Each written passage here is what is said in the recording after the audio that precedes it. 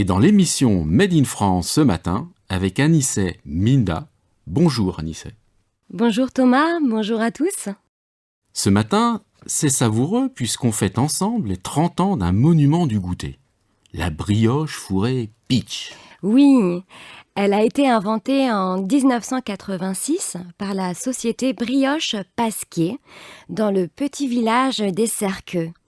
Il y a 30 ans, la brioche Peach était une grande innovation. Le fourrage au chocolat ou à la confiture, que l'on n'a toujours pas réussi à copier d'ailleurs. Le petit sachet individuel qu'on écrasait jusqu'à ce que ça fasse paf, c'est devenu très vite un incontournable du goûter des enfants. Alors, bien sûr, c'est de la boulangerie industrielle, mais grâce à Peach, la société Brioche Pasquier est devenue le plus important fabricant de viennoiseries en France. Mais avant de faire des Peach, il faisait quoi alors ? Au départ, c'était une petite boulangerie, celle de la famille Pasquier.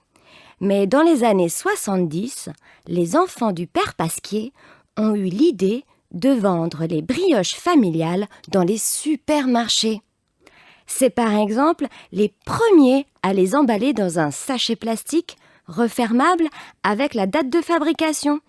Et ça marche tellement bien qu'ils finissent par industrialiser la fabrication, à ajouter des pains au lait, des pains au chocolat, des croissants et plus tard, les fameuses Peach.